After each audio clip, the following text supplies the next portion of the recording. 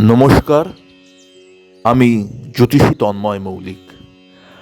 আজ আমি জ্যোতিষ সম্পর্কিত যে টপিকটি নিয়ে কথা বলবো সেই টপিকটি হচ্ছে জন্মছকে কী যোগ থাকলে আপনি প্রচুর ধনসম্পদের মালিক হতে পারবেন। জন্মছকে গ্রহদের কী কম্বিনেশন থাকলে আপনি এটা আপনার জন্মানোর সময় স্বয়ং মহাদেব আপনাকে আশীর্বাদ করেই পাঠিয়েছেন। তো লগ্ন থেকে একাদশ ঘর হচ্ছে আমাদের জীবনের আয় উন্নতির ঘর। আপনারা জীবনে কতটা আয় উন্নতি করতে পারবেন সেটা ডিপেন্ড করছে আপনাদের লগ্নের একাদশ ঘর থেকে। তাহলে কোনো জাতক বা জাতিকার যদি লগ্নের একাদশ ঘর খুব পজিটিভ হয় এবং একাদশপতি মানে একাদশ ঘরের যে মালিক সে যদি ভালো প্লেসমেন্টে থাকে, তাহলে আপনি কিন্তু জীবনে প্রচুর অর্থ উপার্জন করবেন। জীবনে আপনার নাম যশ খ্যাতি থাকবে। যত দিন যাবে আপনাকে আপনার সমাজে নাম সম্মান বৃদ্ধি হবে। লগ্ন থেকে একাদশ ঘরের যে মালিক মানে একাদশপতি, সেই একাদশপতি যদি জন্মছকে আপনার লগ্নের দ্বিতীয় ঘরে থাকে, সেকেন্ড হাউস, সেটাকে বলা হয় এক প্রকারের রাজযোগ। আপনি জীবনে 50 টাকা আয় করবেন না 500 টাকা আয় করবেন না 5 লাখ আয় করবেন না 5 কোটি আয় করবেন, সেটা আপনার ডিপেন্ড করছে একাদশ ঘরের মালিকের উপরে। এবং একাদশ ঘরটাও খুব ইম্পর্টেন্ট। এখানে দেখতে হয় একাদশ ঘরে কোন গ্রহরা আছে। একাদশ ঘরে যে গ্রহই থাকুক না কেন সেই গ্রহই শুভ ফলদাতা। তবে আমি দেখেছি আমার ব্যক্তিগত অভিজ্ঞতায় যে একাদশ ঘরের রাহু, কেতু এবং কিছু কিছু ক্ষেত্রে শনি ভালো ফল দিয়ে থাকে। এবং একাদশ ঘরে বৃহস্পতি থাকলে বা একাদশ ঘরে যদি রবি বুধও থাকে তাহলে তার ভালো অ্যাচিভমেন্ট হয়। কিন্তু একাদশ ঘরে গ্রহরা থাকলেই হবে না।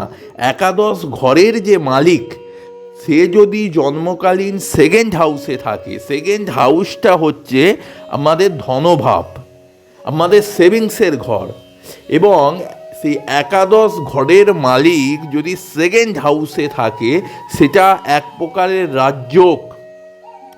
এই রাজযোগ যদি আপনার জন্মছকে থেকে থাকে, আপনি ভগবানের আশীর্বাদ নিয়ে জন্মগ্রহণ করেছেন। তবে একটা কথা বলা খুব প্রয়োজন যে একাদশপতি ধরুন আপনার দ্বিতীয় আছে কিন্তু আপনি ভালো অর্থ আয় করতে পারছেন না, আপনি দেখবেন আপনার জন্মছকে হয়তো ওই সেকেন্ড হাউসে কোনো রাহু বা কেতু যুক্ত আছে। কোনো একাদশপতির সঙ্গে রাহু কেতু যদি যুক্ত হয়ে যায় তাহলে জীবনে তার বারংবার স্ট্রাগলিং লাইফ হয়। আমি একটা ছোট্ট এক্সাম্পল দিচ্ছি।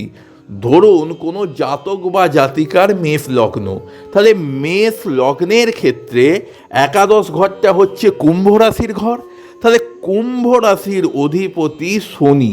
তাহলে মেষ লগ্নের জাতক জাতিকারা জীবনে কতটা আয় উন্নতি করতে পারবে সেটা ডিপেন্ড করছে শনি গ্রহের উপরে। সে শনি যদি জন্মকালীন দ্বিতীয় থাকে তাহলে সেটা হচ্ছে এক প্রকারের রাজযোগ। এবং দ্বিতীয় থাকলেই হবে না, দ্বিতীয় শনি যদি নবতারা চক্রে ভালো নক্ষত্র পায়, সেই শনি আপনাকে 45, শনির নেচার হচ্ছে একটু বেশি বয়সে সাকসেস দেয়া, কিন্তু আপনার 45-50 বছরের পরে আপনি চরম উন্নতির জায়গায় যাবেন।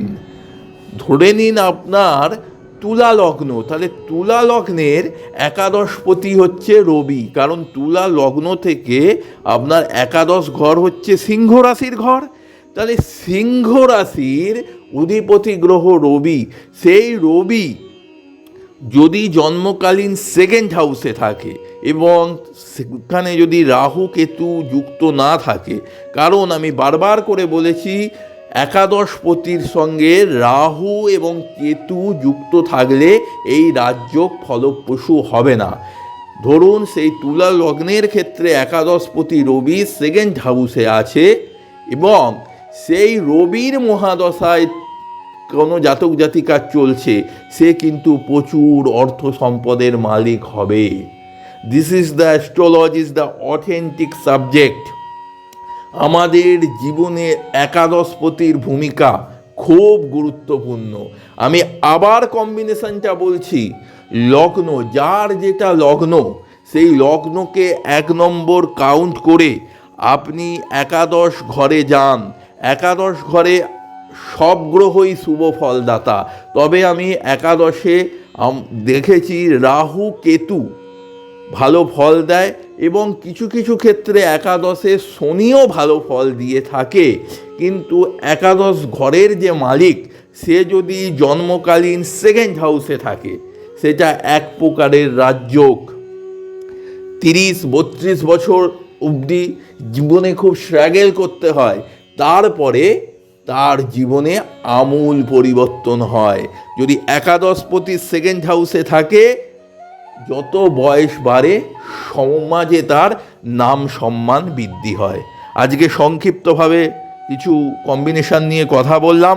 যারা আমার সঙ্গে যোগাযোগ করতে চান, আমার নাম তন্ময় মৌলিক, আমার ফোন নাম্বার 8777423132।